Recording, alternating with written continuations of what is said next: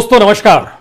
दोस्तों, सीमा पर युद्ध सरीखे हालात, सीमा पर भारत के जवानों का शहीद होना, लगातार एक साल से सीमा पर चीन के साथ तनातनी की स्थिति, लाइन ऑफ एक्चुअल कंट्रोल को लेकर लगातार इस बात की जानकारी देना कि भारत की सीमा पर कोई घुसा नहीं, लेकिन उसके बाद इस बात का भी जिक्र करना कि भारत की सीमा को छोड़कर चीन की फौज पीछे लौट रही है।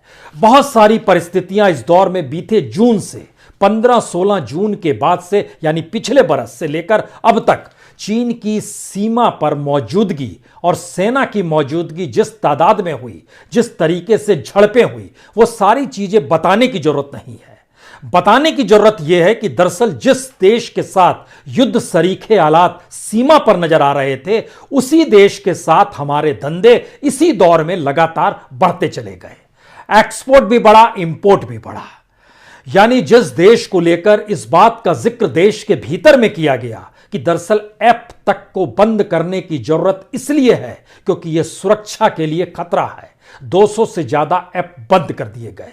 लेकिन इसी दौर में जितनी बड़ी तादाद में चीन से भारत के भीतर इक्विपमेंट्स आए, माल आए, उसकी तादाद पिछले साल की तुलना में, यानी 2019 की तुलना में 2020 में ज्यादा हो गई।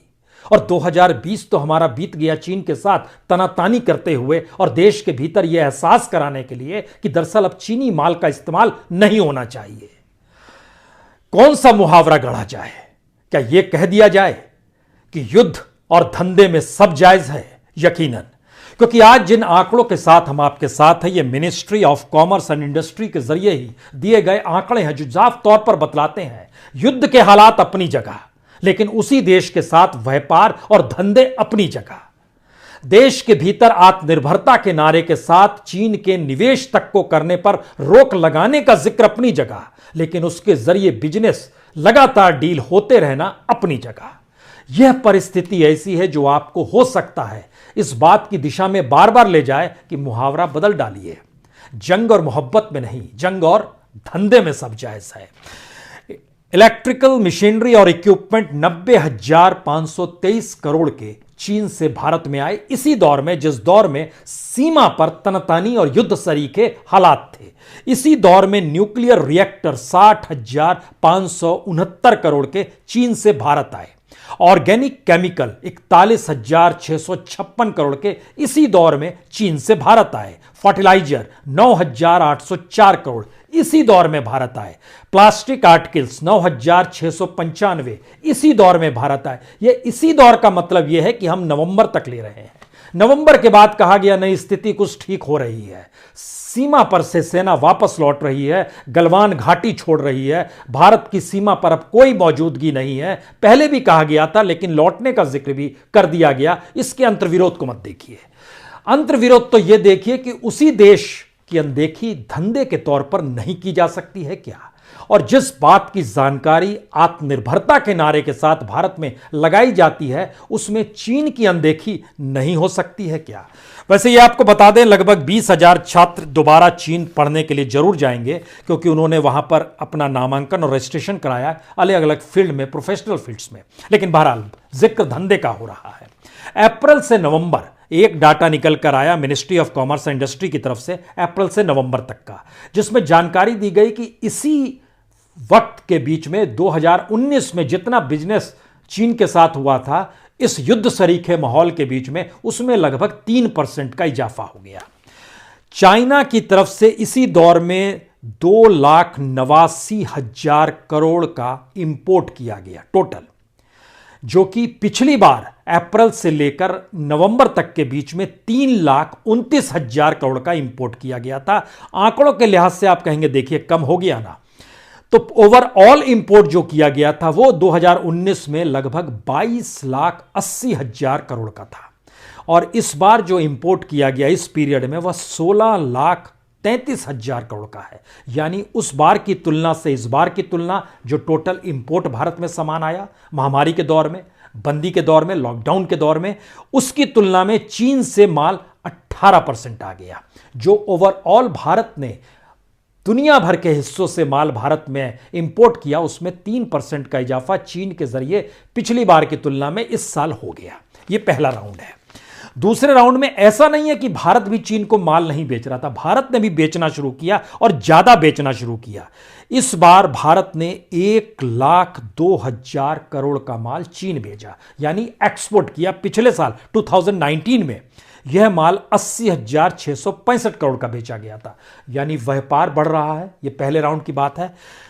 और ये चीन से जो कारोबार है ये सबसे मैक्सिमम है, मतलब इसमें अमेरिका भी पिछड़ जाता है, यूएई भी पिछड़ जाता है, हांगकांग भी पिछड़ जाता है, जर्मनी भी पिछड़ जाता है। यहां यह भी जानकारी होनी चाहिए कि हांगकांग पे कहीं ना कहीं वहां के बिजनेस मॉडल को चलाने के पीछे भी चीन ही है।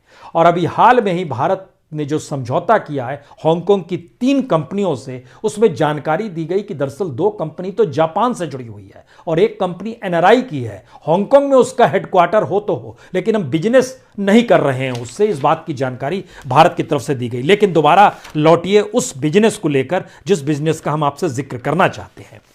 दरअसल पूरे साल जो 2020 का पूरा साल है उसमें जो चीन से माल भारत में आ रहा था उसकी तादाद ओवरऑल 4,24,574 करोड़ 58.7 बिलियन डॉलर की है।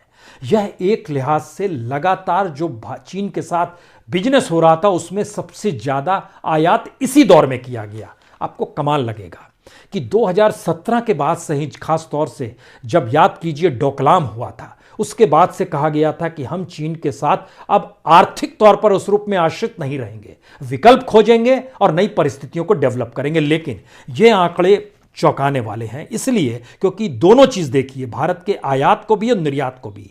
चीन से 58.7 बिलियन डॉलर का आयात किया गया जो तकरीबन 4,24,574 करोड़ बनता है। जो निर्यात किया गया वो 19 बिलियन डॉलर का है, वह तकरीबन 1,37,429 करोड़ का है। यानी चीन में माल जो बेचा गया वह भी पहले की तुलना में ज्यादा है, चीन से जो माल आया वह भी पहले की तुलना में कहीं ज्यादा है। और इसमें भारी मशीनरी, दूर संचार के जो उपकरण होते हैं या घरेलू उपकरण होते हैं उनकी तादाद बहुत ज्यादा है।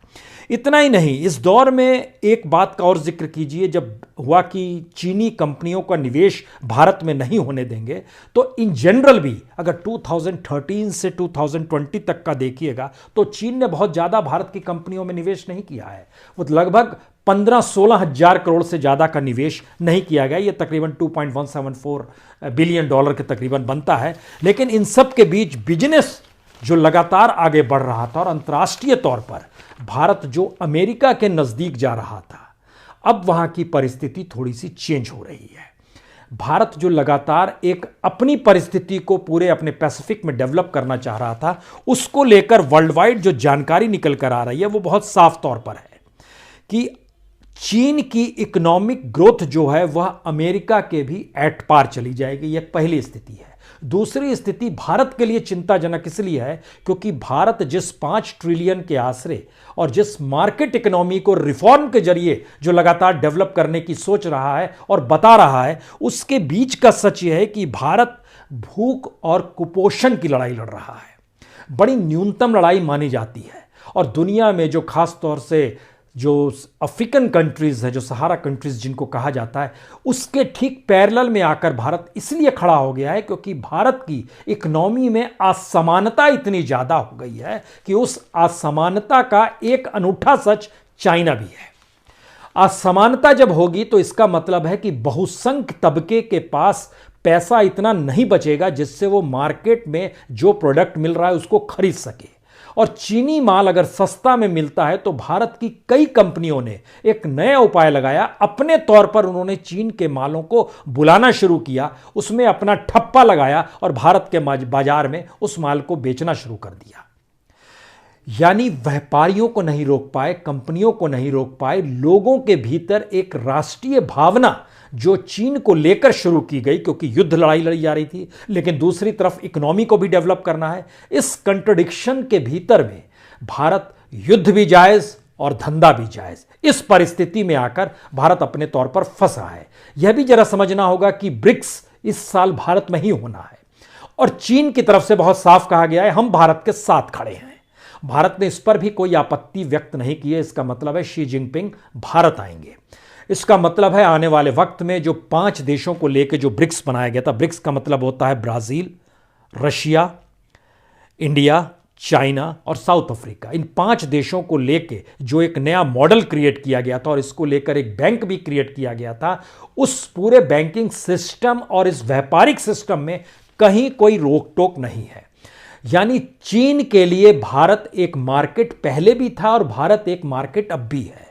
नई परिस्थिति यह डेवलप हुई है क्योंकि जिन प्रोडक्ट्स का हम नाम आपके सामने ले रहे थे, खास तौर से जो 21 प्रोडक्ट्स हैं जो भारत की जरूरत और भारत की कंपनियों की जरूरत है, वो अपने तौर पर भारत की प्राइवेट कंपनीज जो है, और हम लोग जब देश को प्राइवेट हाथों में ही सौंप रहे हैं तो सरकारी कंपनियों के हिस्से में मत जाइए। सरकार को चाइना का माल नहीं चाहिए, लेकिन भारत सरकार कोई दुकान तो खोले हुए नहीं और कोई व्यापारी तो है नहीं, या फिर वह कोई ऐसी सोच भी नहीं रखती है कि भारत के बाजार में जो माल बिक रहा है उस पर वो निगरानी इस रूप में रखे कि चाइना से माल तो वो नहीं आया है, चाइना से भी माल आया है तो उस पर ठप्पा यहां की कंपनी का लग जाएगा। भारत की तकरीबन 200 से ज्यादा कंपनियां ऐसी हैं जो सीधे सीधे अभी भी चाइना के साथ पहले जो बिजनेस करती थी उसकी तुलना में बिजनेस उनका बढ़ गया है। यानी ऐसा बिल्कुल नहीं है कि चाइना के साथ बिजनेस हमारा कम हो गया। उसमें कहीं एक शिफ्ट यह आया है कि अब जो प्राइवेट कंपनीज है उनको सरकारी रास्ते से होकर चाइना तक पहुंचना पड़ता है, पहले सीधे नहीं, पहले सीधे पहुंच जाते थे।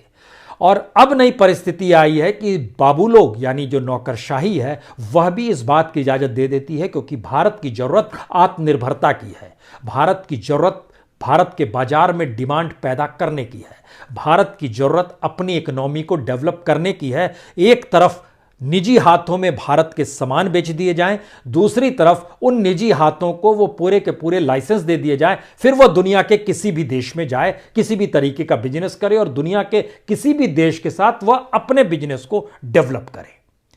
यानी 20 जवान शहीद हो गए, यानी सीमा पर युद्ध सरीखे माहौल थे, यानी इस बात को लेकर जिक्र हो रहा था कि वह किस जगह पर मौजूद है, फिंगर 8 पर है, फिंगर 4 पर है, कहाँ पर उसकी मौजूदगी थी। अब वो पीछे जा रहा है, उसने कुछ स्ट्रक्चर क्रिएट कर लिए, इस बात को लेकर चिंता थी। इन बातों का जिक्र करने से कोई फ़ायदा इसलिए भी नहीं है क्योंकि जब हम इन चीज़ों का आपसे जिक्र कर रहे हैं तो आप बहुत छोटी छोटी चीज़ें देखेंगे कि खास तौर से टिकटॉक बंद हो गया था, वीचैट बंद हो गया था, बीवो बंद हो गया था, आप इन बातों का जिक्र करेंगे।